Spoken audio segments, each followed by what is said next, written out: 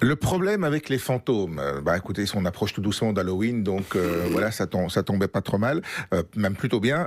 Myrion Mal, il faut pas que je confonde, parce que c'est un prénom auquel on n'est pas franchement habitué, n'est-ce pas, Non, Lise? C'est tout à original. fait. Oui, tout à fait. Bonjour Myrion. Bonjour. Bonjour. Alors, vous êtes autrice et dessinatrice, ce qui nous a amusé, surpris quand on a lu votre, roman graphique, parce que c'est quand même plus Oui, gros c'est qu'une un BD. roman graphique, ouais. C'est truffé d'expressions québécoises. Je me dis, tiens, c'est écrit par une Québécoise qui veut que ce soit compris par les francophones aussi. Et en fait, c'est l'inverse. Oui, alors moi, j'ai pas de problème avec le terme BD si jamais tout va bien. D'accord. Oui, en fait, moi, j'ai vécu 7 ans au Québec et avant ça, j'avais fait un triptyque de 3 livres de fiction aussi, voilà, et qui, là, pour le coup, je pense c'était vraiment, en fait, après, c'était corrigé par mon éditrice française pour que ce soit plus compréhensible pour le public français. Là, je pense que c'est vraiment plus un peu une petite déclaration peut-être d'amour au Québec avec mes rêves, parce que j'ai complètement écrit cette histoire en France, même si elle est née au Québec. Ouais. Donc c'est ça. Je pense que les Québécoises et les Québécois ne s'y tromperaient pas et sauraient que c'est une Française qui est derrière ça. Un mot aussi français. Exactement. Alors, le problème avec les fantômes, c'est une histoire de filles et d'un fantôme. Je ne sais pas trop par quel bout pour pas trop déflorer le sujet. Oui, c'est vrai que c'est pas évident. C'est 4 copines qui vivent un deuil.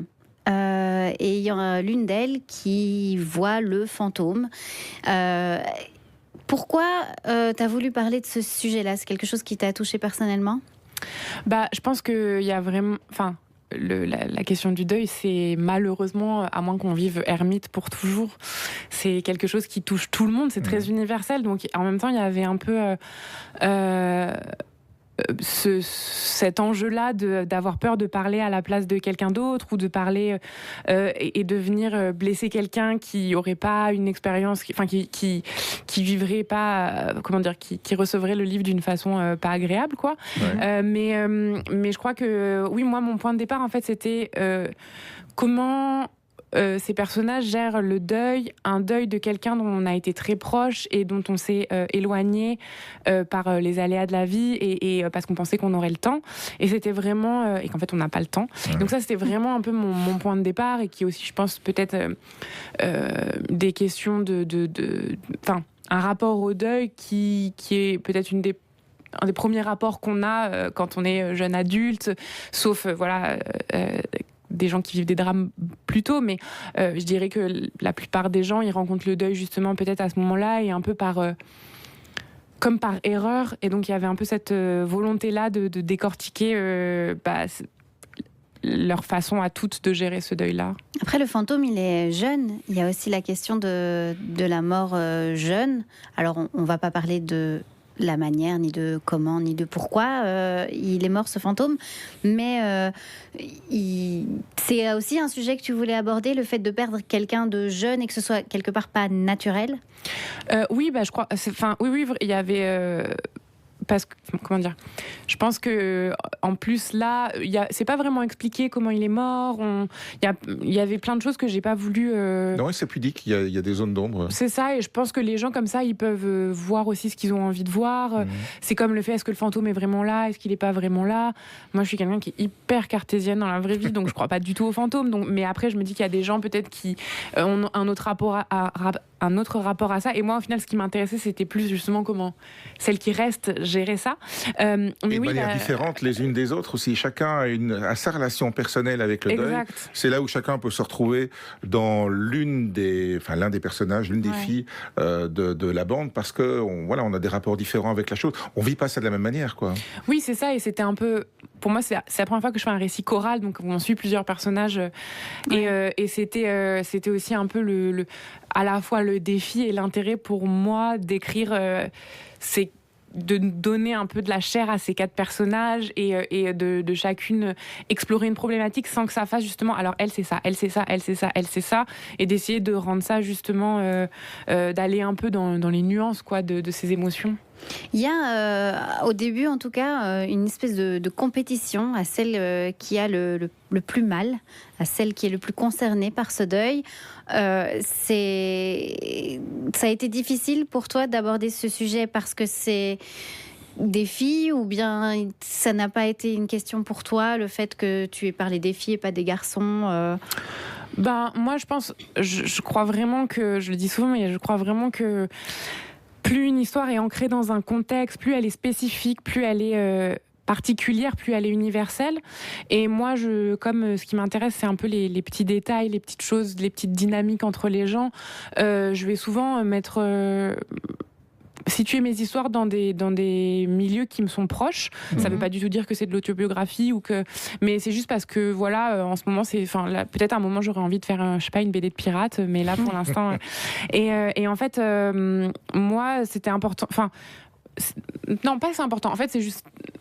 Voilà, ça se fait comme ça dans mon esprit. Et puis, il y a le fait que moi, par exemple, je suis une lesbienne d'une 30aine d'années qui fait de l'art. Et donc, forcément, mon entourage est marqué par ça, comme tout le monde est.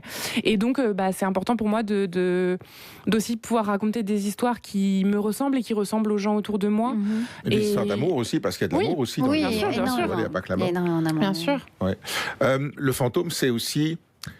c'est presque un objet transactionnel, comme disent les psychologues, parce que quelque part, c'est une projection de notre esprit. On lui fait faire un peu ce qu'on veut sans s'en rendre compte. Oui, comment dire, c'est un peu tout l'enjeu de ce fantôme. C'est est-ce que c'est juste le personnage d'Irène qui a besoin de cette présence-là pour processer son deuil? Est-ce que c'est des réminiscences de son ami qui est décédé, ou est-ce que c'est elle qui le fait parler? Et je crois qu'en fait, c'est un peu des choses qu'on traverse. Pas du tout pour dire que c'est réaliste, parce que voilà, mais dans le sens que je pense que c'est toujours des choses qu'on traverse avec les absents, et que ce soit d'ailleurs, les deuils en général, donc que ce soit des deuils de personnes qui sont décédées ou même des deuils de personnes qui sont parties, de ruptures amoureuses, amicales, etc. Oui, c'est ça. Ouais. Et du coup, je crois que vraiment c'est comment est-ce qu'on gère l'absence, quoi. Comment, pas on gère au sens général, mais là c'est un peu comment ces personnages-là gèrent l'absence, et le fantôme, c'est une façon de combler ça, en fait. Et chacun peut le voir aussi en fonction de sa propre rationalité ou de sa propre philosophie, finalement. Exactement. Les couleurs sont très peps. C'est marrant parce que tu parles d'un sujet qui n'est pas forcément joyeux, mais tu as choisi des couleurs, c'est du pastel, c'est des couleurs, il y a de l'orange, du rouge. Et le fantôme, il est jaune fluo. On le voit sur la couverture, donc je peux le dire. C'était un choix facile de le choisir jaune, ou bien... Oui, je sais pas trop pourquoi le jaune il a toujours été... Ça change du blanc pour une fois. Oui, c'est ça. Et cette espèce de jaune pastel, en fait, quand je dessinais juste pour moi, et que donc c'était que numérique, disons, j'avais déjà mis un jaune comme ça. Et après, quand il y a eu la question du papier, donc là, j'ai voulu un Pantone fluo pour qu'il ressorte. Et donc, je crois que j'aimais bien ce jaune-là parce qu'il y a un peu l'idée de fluorescent, de halo, etc. Et en même temps... c'est pas une couleur qui prend toute la place, c'est pas une couleur qui est trop vive. Même dans le livre avec le Pantone fluo, forcément ça le détache un peu du reste, c'est comme si c'était un peu moins plat. Il n'est pas tout à fait sur le même plan, quoi. Exact. Voilà. Et en fait ça permet de faire un peu, je trouve que c'est bien parce que c'est ce que je voulais, c'est qu'ils soient un peu à côté, un peu étranges. Comme un fantôme, exactement, mais qu'ils soient pas. Par exemple, quand j'ai fait ma couverture, quand j'ai proposé à mon éditrice le crayonné, elle m'a dit les commerciaux disent qu'il faut faire attention à ce que ça fasse pas peur, puisque l'histoire fait pas peur. Et j'étais en mode mais je trouve qu'il est pas du tout, justement, il a l'air doux. Oui, c'est ça, et c'était avant que j'ai des choses finies et tout, mais justement de leur dire non, vous inquiétez pas, vraiment moi mon but c'est qu'il soit ni hyper triste ni épeurant, qu'il soit juste là et un peu bizarre, et en même temps très visible, quoi. Un fantôme, quoi. Exactement. Quelque part, c'est un peu ça qu'on attend d'eux. Un fantôme qui qui rassure aussi, quelque part. Hein. Oui, là, il est très consolateur, en fait, son personnage.